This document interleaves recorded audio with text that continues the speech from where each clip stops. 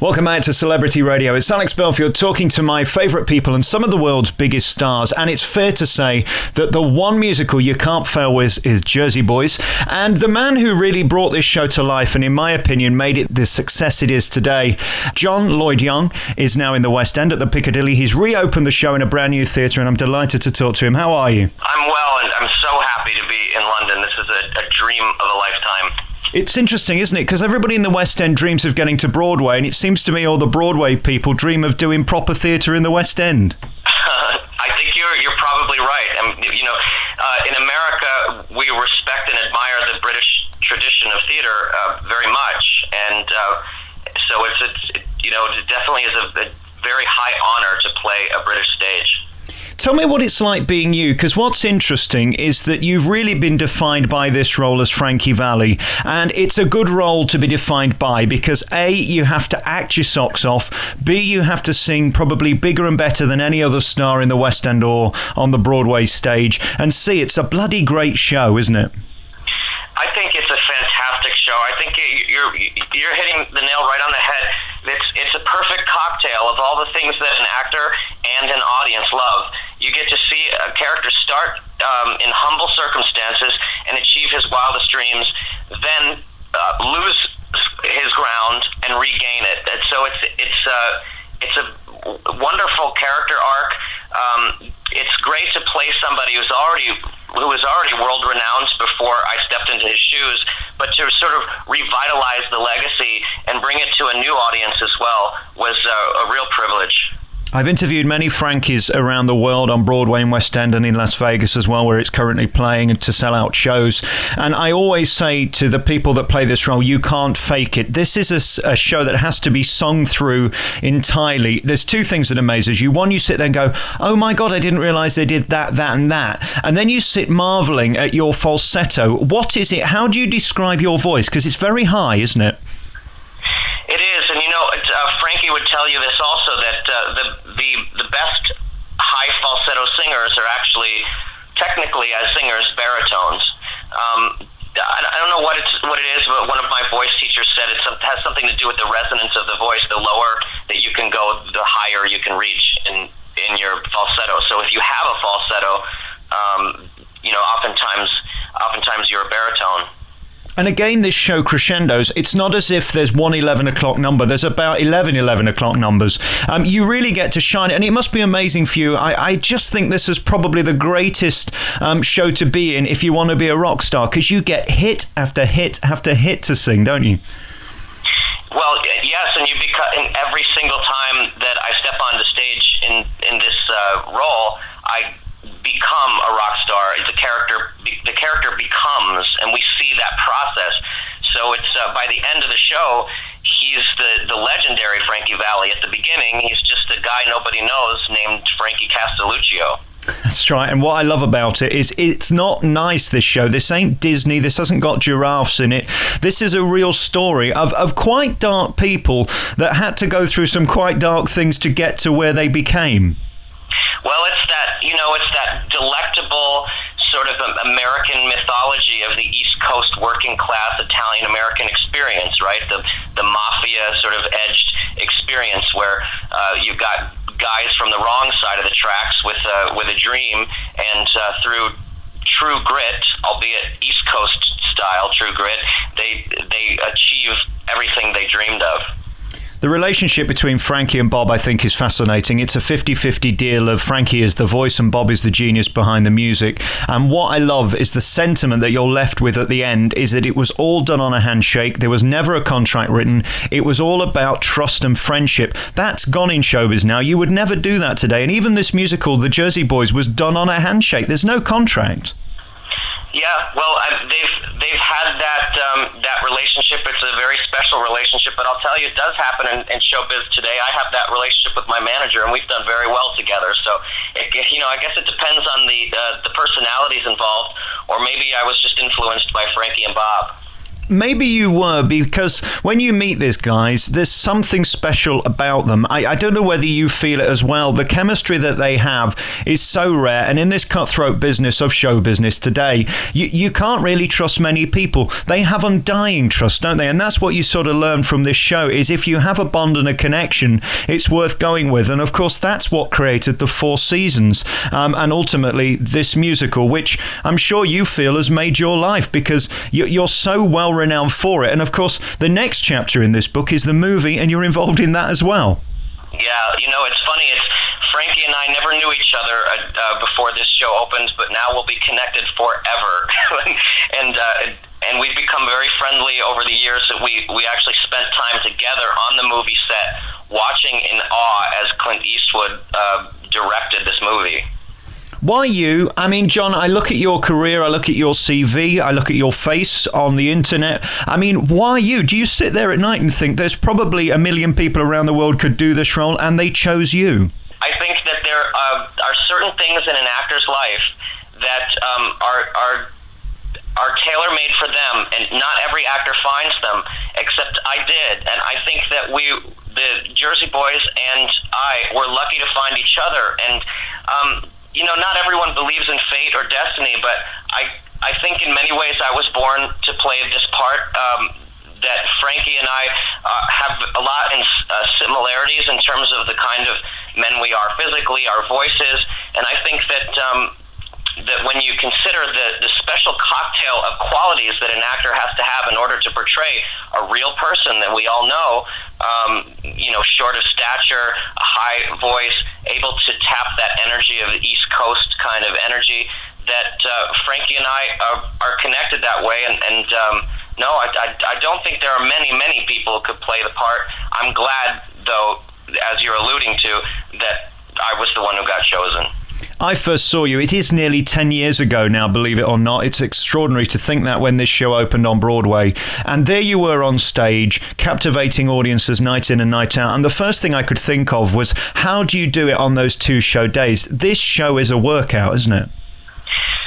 Well, the first year of the show was probably pure adrenaline, and I did do those 2 show days.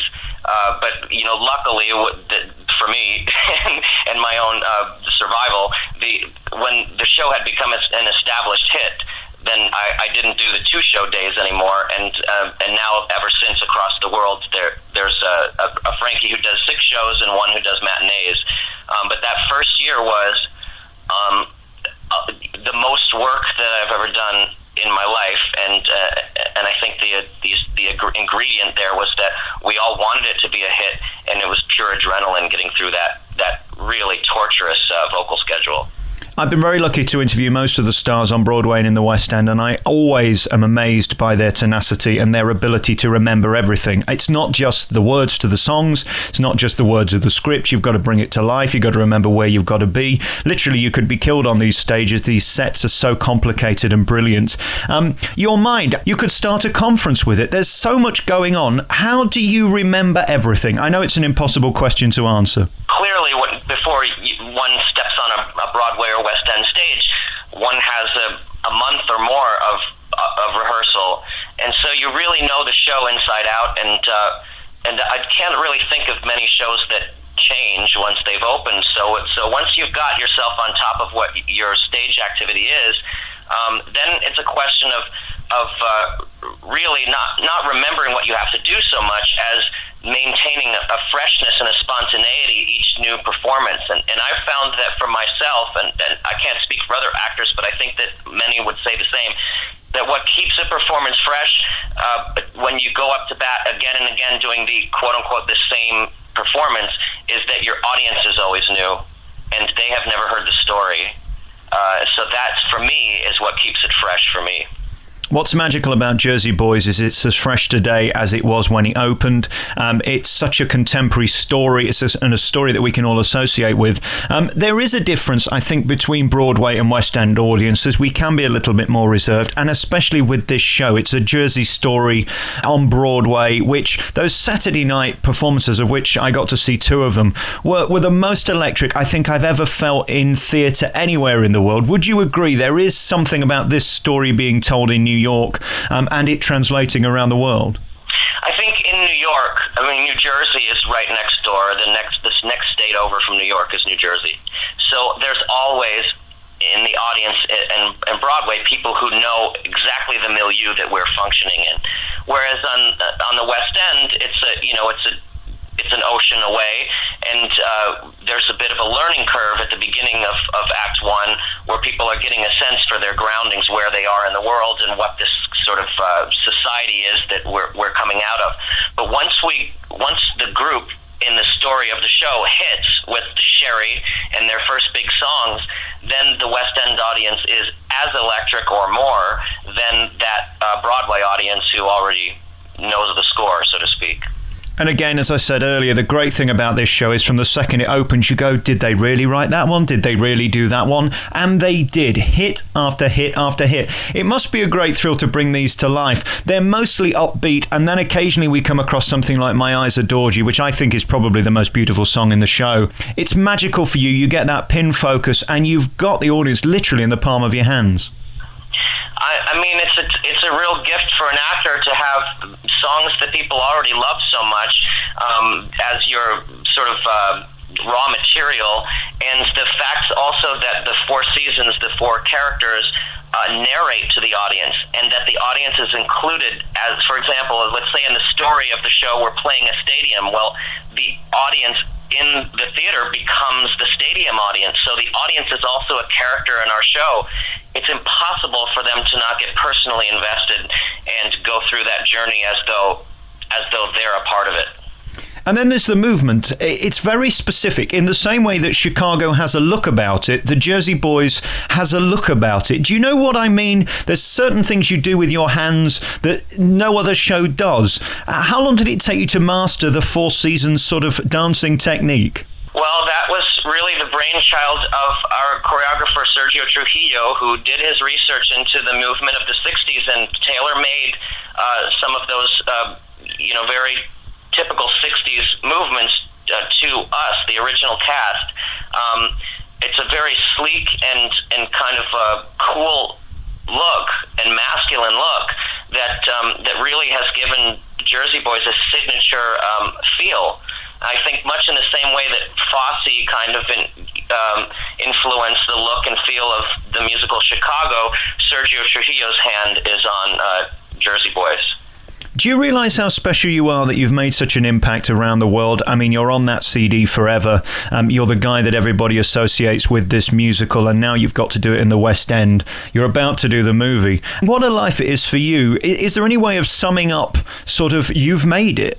I think that one becomes an actor because they want to exercise their creativity, but also one dreams when they become an actor of making an impact. Most I think are satisfied to make an impact by being in the original cast of a new play on the West End or Broadway, or becoming a part of theater history in some way.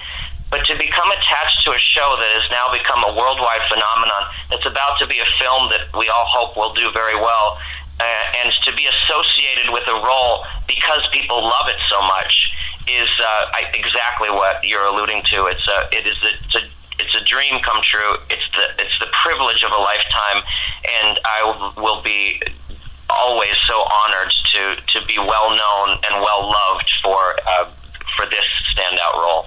And of course, you've not just impacted the Great White Way, you've also impacted politics as well. You were appointed by President Barack Obama to the President's Committee on the Arts.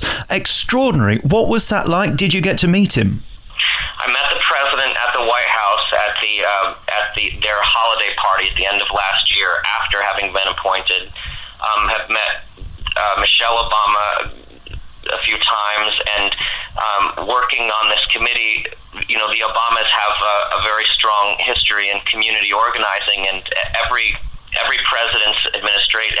administration's arts committee has the personality of administration, and this committee is dedicated to reinserting arts into the curriculum, and they have a project where they're inserting the arts into all subjects in the lowest performing schools. They have 8 schools they started with, and the results are unbelievable. They're just turned around in terms of discipline problems. The sense of community in the school is there where it wasn't before. In one case, the principal of the school fired all of the security officers and instead brought in arts educators, and everything in that school has turned around. So I'm really excited to be doing some very socially important work under the auspices of this really great administration. What a fabulous year for you. And as you say, this movie, The Jersey Boys, comes out later this year. Working with Clint Eastwood, what was that like? No bigger legend in movies, really, is there? No, and you know, it's funny, he has a very stoic, I think, iconic personality across the world, and he's very similar on set. He's a man of few words, but the words that he does share with you have deep impact. So it was a really sort of almost out of body to be walking onto the Warner Brothers lot, not just for my first big studio movie, but starring in it, and to be directed by Clint Eastwood. It was, you know, he's an actor himself, so any sort of insecurity I might have had or question I might have had, he understood immediately where that would come from in the actor, because he is one. So it was a really beautiful partnership between the two of us. He showed me an utmost respect that I you know, he didn't have to, because I was new to his world, and he just seemed to feel joy at sharing this new circumstance of filmmaking with someone from Broadway. And how rare to have a movie of this international magnitude to feature someone like you. Normally they go for some dopey celebrity who can't sing. This time they've really chosen talent over name. What a great honor for you. It is an honor. If you look at Hollywood history, you'll see that some of the most well-loved performances in Hollywood musicals, however, were when they tapped the original Broadway star to recreate the role on screen. Rex Harrison comes to mind in My Fair Lady. Joel Grey comes to mind for Cabaret, and those both coincidentally happen to also be Warner Brothers movies. So Warner Brothers has done that in those cases, and I would hope that this movie succeeds in much the same way as those did years ago. Well, they made a very wise choice. What first attracted me to this play and this show generally was the humour within it. Your comic timing is impeccable. It had to be, because Frankie and Bob and the boys were very, very funny and very New York and very quick-witted. You had to bring that to life. That's what's great about this show. It's funny. It's a wild romp with very colorful characters, and you know, and what's so great about it is that this is the backstory of something we already love. And I think as an audience member myself or anything, I always love to see how something that I already love came to be. And that's what Jersey Boys is. It's something that we take for granted almost because we know this music so well for so many years. And to see how it came to life, and that these people who brought it to life were such colorful, interesting, funny, as you say, characters, is just, it creates an ecstasy in the audience, you know, an ecstatic you know, reaction that on our end as actors, the receiving end, is just so wonderful to experience every night. And of course, guys, don't worry, there is the Jersey Girls as well within the Jersey Boys, isn't there? Yeah, and they play three women play all of the women in our lives, and they're such fantastically talented actresses. You know, you have to watch, and it seems like there are 20 actresses in the show, but that's a testament to the talent of these three women. Listen, I can't say enough good things about the Jersey Boys. I'd never get bored of seeing it. I must have seen it probably 35 times, if not more.